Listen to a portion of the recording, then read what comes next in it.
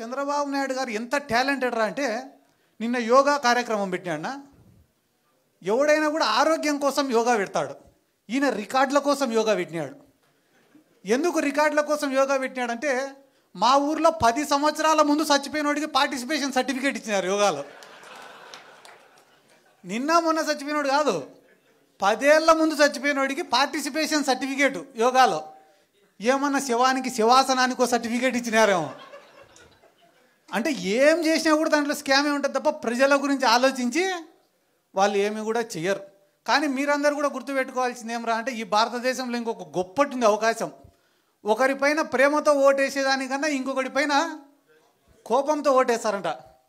ఈరోజు మళ్ళీ తెలుగుదేశం వాళ్ళకు ఫస్ట్ చెంపదెబ్బ అనుకోండి, మెట్టు దెబ్బ అనుకోండి పడేది ఏడనో తెలుసా? ఈ వైన్ షాప్ల కాడనే.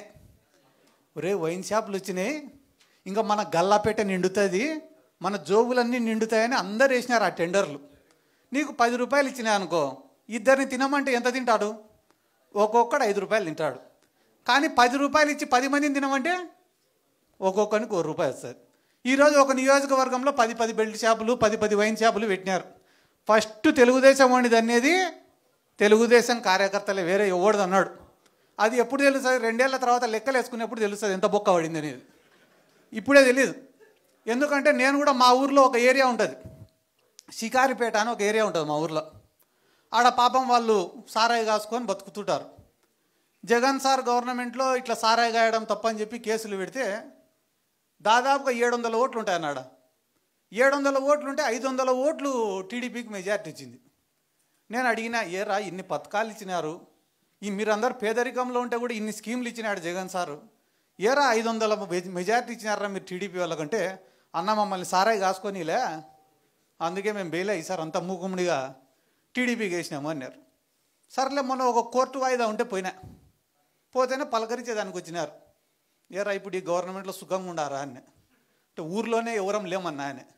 ఎందుకురా అంటే 99 రూపాయలకే మందు దొరుకుతా అంటే ఇంకా సారాయి తాగేటోడు ఎవడన్నా. అంటే నువ్వేం తప్పు చేయాల్సిన అవసరం లే, ఉన్న ప్రభుత్వమే వాడి నెత్తి మీద వాడే టోపీ పెట్టుకునే రోజులు దగ్గరలోనే ఉండేవి. ఇక్కడ ఉన్న వాళ్ళకి చాలా మందికి కూడా నేను చెప్పేది ఏమరా అంటే, ఏమి లేని కుటుంబాల నుంచి వచ్చి కష్టపడి ఎదిగిన వాళ్ళు ఉన్నారు, రాజకీయ నేపథ్యం నుంచి వచ్చిన వాళ్ళు ఉన్నారు, పేదరికంలో ఉన్నా కూడా ప్రజల పక్షాన పోరాడి వచ్చిన వాళ్ళు ఉన్నారు, నిజాయితీగా ఒక పార్టీనే నమ్ముకొని ఒక నాయకుడిని నమ్ముకొని పైకి వచ్చిన వాళ్ళు ఉన్నారు, బాగా మాట్లాడే వక్తలు ఉన్నారు.